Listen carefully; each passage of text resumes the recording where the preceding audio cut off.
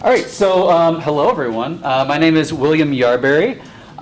Just a quick little about me slide here. I teach the New Visions STEM program for Questar. We're located over on campus at RPI. The New Visions STEM program is for high school seniors who would like to become engineers. So we teach it as kind of a broad engineering survey course. We go through mechanical engineering, chemical engineering, aerospace, all kinds of stuff. It's a lot of fun. This will be my 5th year teaching it next year, 11th year teaching overall. Before teaching, I had previous experience as a materials research engineer. That sounds a lot better than what I actually did, which was explosives. I did explosives engineering. Degrees, physics, mathematics, material science, all that good stuff. I was located at the SUNY Nanotech Complex. Yay! So at the SUNY Nanotech Complex, they do research, development, prototyping, and education of semiconductors, kind of for the semiconductor industry. Those of you who are familiar with, not STEM High School, the other one, Tech Valley High School, that's located on this campus. They have lots of on-site partners, IBM, Global Foundries, Samsung, lots of people over there doing cutting-edge research on how to make better computer chips, basically. So that's kind of the research area there. That's me right there in the system building. I think that's our exact window. So I really tried to be precise there. I worked with Dr. Greg Denbeaux. He works for SUNY Nano. His research areas are extreme ultraviolet resist, that's photoresists, and we'll talk a little bit about what photoresists are. Basically, they're polymers that are designed to resist light. Electron interactions, lithography, that's the process of making computer chips, nanoparticle detection and identification. So that's kind of the area we're talking about here. A massive thank you to Dr. Denbeaux and to his students. They were all extremely helpful this summer. They helped me out a lot. Thanks for the opportunity. Thanks for the support. So what did I do this summer? That monstrosity, this one, not this one. So that monstrosity is called a Vapor Phase Polymerization reactor. That's what I ended up building this summer. My project was to get vapor phase polymerization working. What is it? Normally when you make a polymer, you mix two liquids. So you have a monomer, that's a single molecule, and then some sort of initiator that starts the process of linking them together. This is great, very, very efficient, but it does have some drawbacks. Oftentimes one of those chemicals is mixed into a solvent, and solvents dissolve things. So if you're trying to, apply your polymer onto another polymer, the solvent in the first one can dissolve the second one, which is a problem.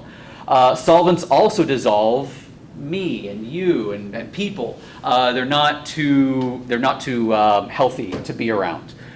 So the entire idea behind vapor phase polymerization is you don't mix two liquids, you mix two gases in a nice sealed container, and that keeps everything kind of away from the operator. It is a solvent-free process, so we're kind of getting into some greener chemistry here. And it's just kind of a safer operation all around. So that was kind of my goal this summer, was to make a vapor phase polymerization chamber and have it operational. And we did actually achieve that, so yay.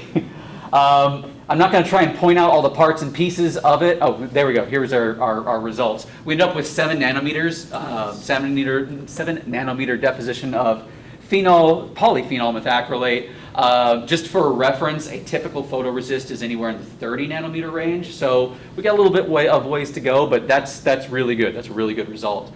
Our next step for this is to switch out the phenol methacrylate for tert butyl acrylate, which is a photoresist. So this is just kind of a generic polymer. The tert butyl acrylate would be a photoresist that we could actually use to make computer chips. So here's a little diagram of that giant contraption. You have the monomer and initiator here. This main chamber is open to a vacuum.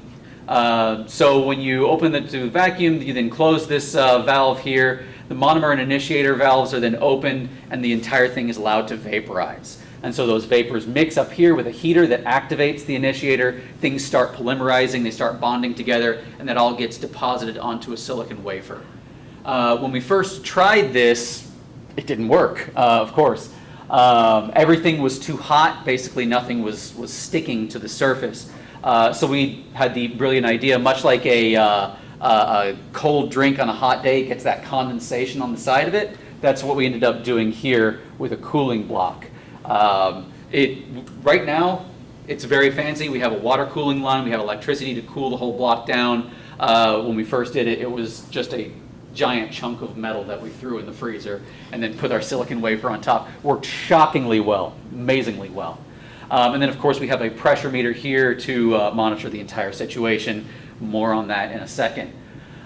So what from this am I going to bring into the classroom? I ended up developing 4 kind of lessons. The first 3 are a sequence of lessons that kind of go through polymers and their use in the semiconductor industry. How do we actually use polymers to make computer chips? And the 4th is kind of an odd one out about the pressure meter.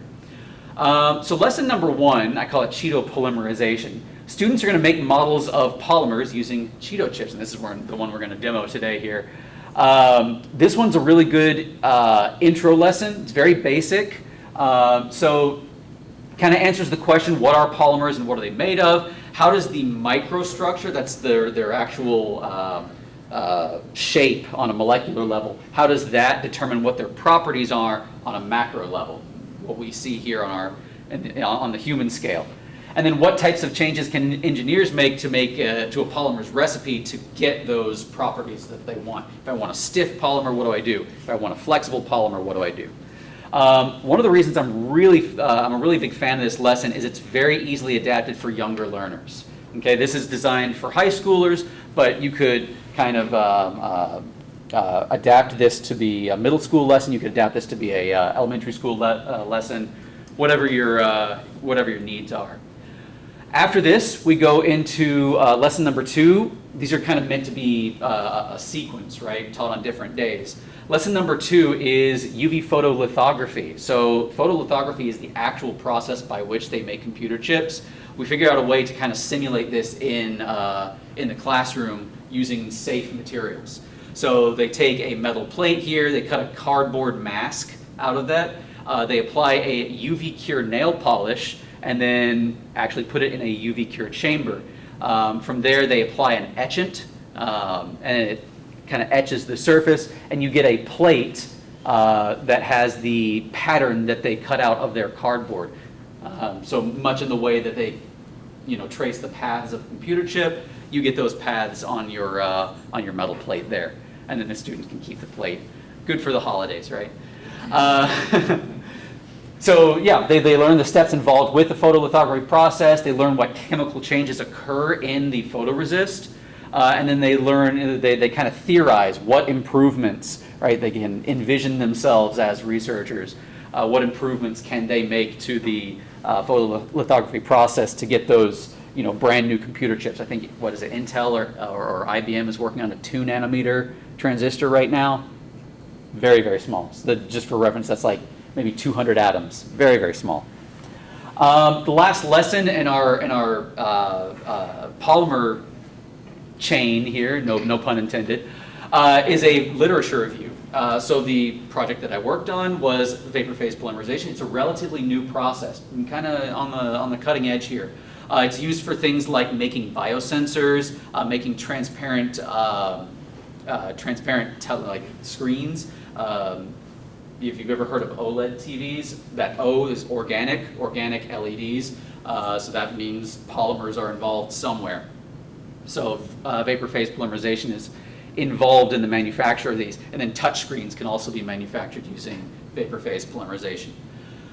So students are going to conduct a literature review of this cutting edge manufacturing technique using kind of a guided walkthrough, right? We ask guiding questions and have them extract useful information from these scientific papers. And from this, hopefully they'll learn what the best practices are for reading a piece of scientific literature, And then they can kind of engage in an exercise where they compare and contrast manufacturing methods. Say, I want something that does this. What's the best way of making that? The fourth one here is kind of the odd one out. One interesting challenge that I ran into with, forgive me for going back, this pressure meter here. Every single pressure meter in that lab was either broken or missing a display. They're meant to be hooked up to a separate computer. You know, things you run into when you work in a lab. And all the computers were occupied. So I ended up having to build my own pressure meter, or pressure meter reader. It was a very challenging but very fun exercise, to the point where it might be useful for the students to kind of do the same thing. Now, unfortunately, pressure meters are several $100s each, but thermometers are a couple cents each. So that plus a little PCB heater there, that's, you know, kind of a miniature oven. The oven you have at home is basically these two parts, heating element plus a thermometer. So by combining these kind of low-cost elements, the students can make their own controlled, electronically controlled device. And that whole sequence is very, very useful learning activity. So how do computers control other electromechanical systems, and then how do computers interpret those electrical sensors, signals from sensors. Yeah, building instrumentation, it's a common practice in the lab. I had to do it. Maybe they can do it as well. All right, so I know I went through that kind of fast. With all that out of the way, oh, there we go. All right, let's see if we can try that lesson number 1, that Cheeto polymerization lesson here. Forgive me for not having this demonstration, but has everybody seen that little at-home science thing you can do with borax and Elmer's glue? Yeah, so if you haven't seen it, you can combine these two liquids and you get slime, right? So you have liquid, right? It pours easily into a container. You combine it, and it makes something that's moving closer to a solid, right? The thing that I want the students to think about is what chemical changes are occurring in order for that physical property to change. Okay, so that's kind of what we're going to investigate here into, or this is our engagement area, right? What changes are occurring to make that happen? So I'm going to go ahead and start passing out, or if I can recruit some people to start passing things out. Oh, no, put them over here. Passing out some Cheetos. So let's see, start with one per table, and if we have extra, we can go to one per person. I got 10 bags here. And then some, just like a handful of toothpicks for each. Thank you guys so much. I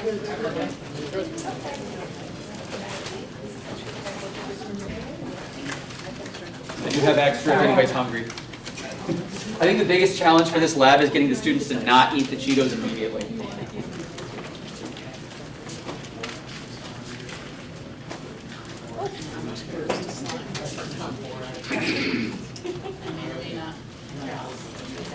Yeah, that should be it.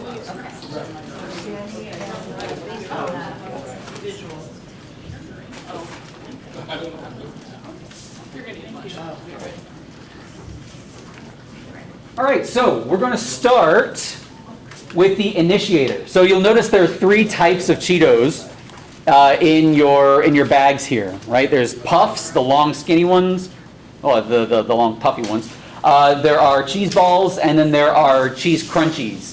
So you're going to start with the cheese balls, and you're going to add a toothpick to each. And on the other end of that toothpick goes the cheese puff. The cheese puffs are going to act as our monomer.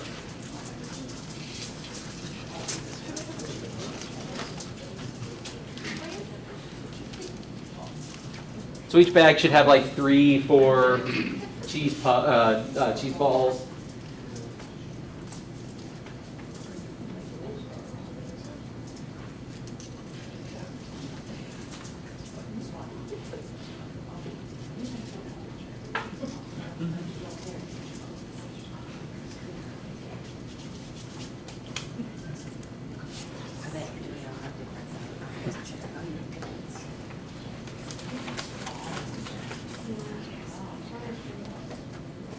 And I'm fully aware of the Cheeto finger phenomenon, so I do have wet wipes. Mara was gracious enough to bring me some more, so thank you, Will. if anybody needs wet wipes, please. We all need them. So Yeah, of course. Yeah. I've also got, Mara brought me these. Oh, that's right. Yep.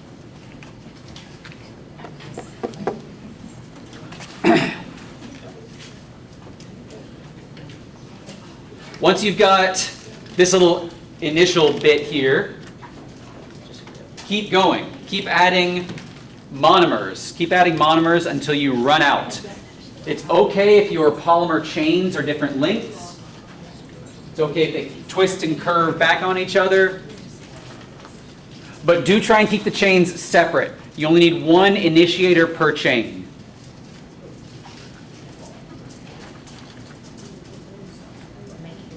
So if you've got 3 of the cheese balls, you should end up with 3 separate chains. And it doesn't matter what, if I put a skinny between 2 fats? Leave the crunchies for now. Leave the crunch. Yep, leave the crunchies for now. We're going to use the crunchies later. So this is our explore phase. We're going to see exactly how this works. I do have a mouse.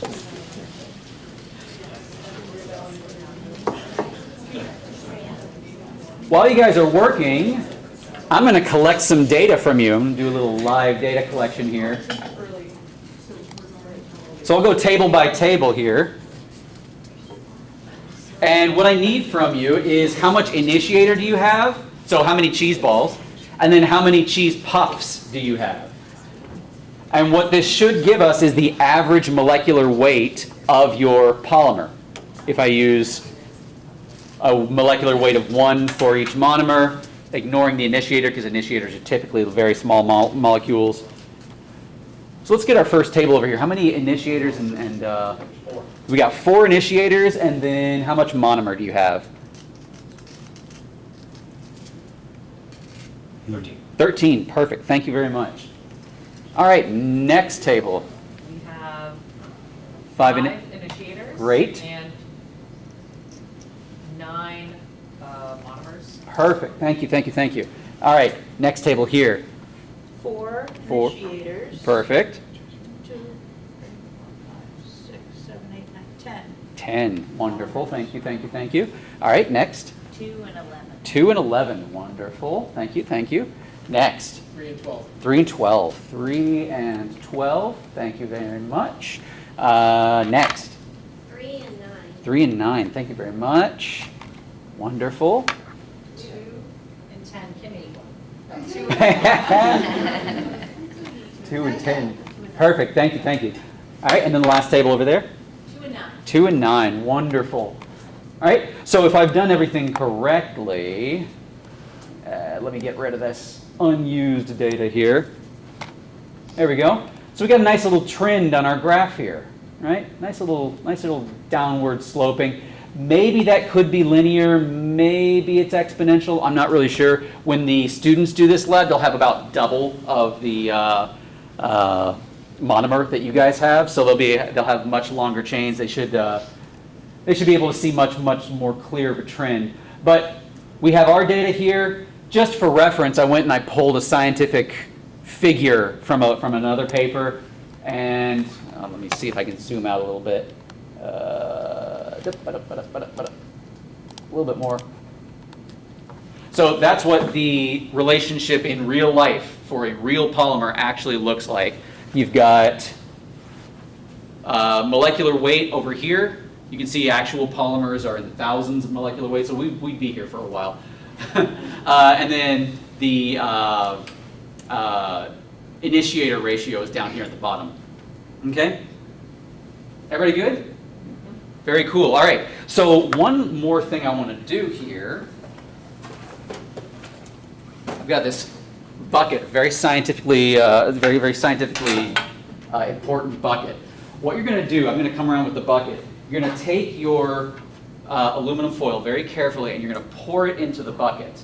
And I want you to watch your polymer chains motion relative to each other. So do they slide past each other? Do they all move as one big unit? How are they acting? Okay. So I'm going to come around. Don't use the crunchies yet. Yeah. You can leave them on or take them off. So yeah. So as they pour it on, okay, we got some pretty good relative motion there. Now I'm going to give it back. Just like that. Wonderful. Thank you guys so much. I may skip a few tables for the sake of time. Perfect. Okay, okay, okay. All right, so they're all moving past each other. That's good. So here's where I may skip a few tables, sorry. Just so everybody gets a chance to kind of see them move relative to each other. Thank you, thank you, thank you. And then I can pour them back in, just like that. Awesome. So this is where you can ask your students, like, you know, you imagine these as molecules, what state of matter is that most looking like? Molecules moving past each other. They're not up in the air, so that's good. At least not if your students are well behaved. And they should come to the conclusion that we are dealing with a liquid here. I think I might be running out of time. How am I doing? 6 minutes. Oh, okay, okay, all right. Then we may have enough time to do one more.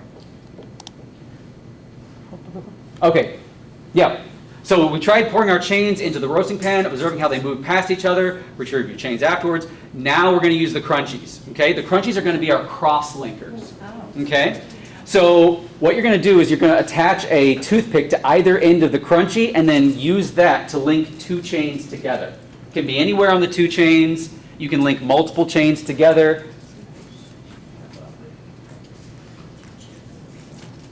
Yeah, go ahead and try it out. This one can be challenging. Those crunchies don't like to take the toothpick. Nice. Good.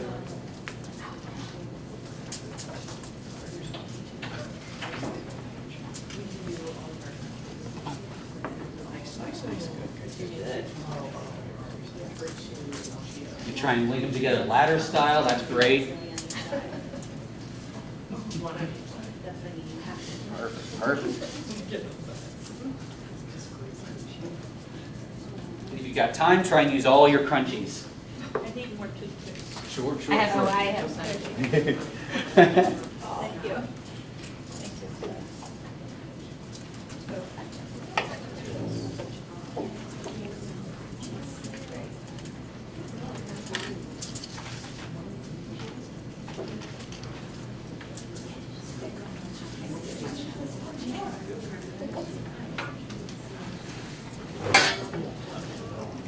All right, so if you got your crunchies linked, I'm going to come around with the scientific bucket one more time. There we go, all as one big unit. Excellent, very nice. Perfect. Anybody else ready? You guys ready? Look at that. So we got a little bit of motion here, right? A little bit of flexibility, but for the most part, it's one big unit. Exactly. Yeah. You guys ready? Want to try it? Yeah. So we still got a lot of motion. So see if you can connect the other end of this one to an open spot here. Yeah. And what we should get, there we go. What we should get is one big mass. Want to try it? Yeah.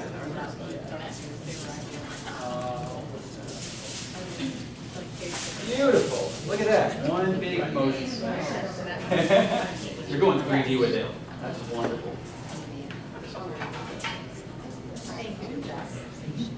Thanks, guys. All right, so what we should be seeing is the entire thing moving as one mass. Maybe there's a little bit of flexibility here and there, and that's exactly what we'd see in the little demo here, right? Yes, it's more like a solid, but it's not perfectly solid. There's some motion between the molecules there. Okay? So this kind of, really shows what the effect of cross-linking is on polymers and how it works, both in our model and our macro scale. But yeah, that's pretty much all I got. Anybody have any questions? You guys are more than welcome to eat the Cheetos now.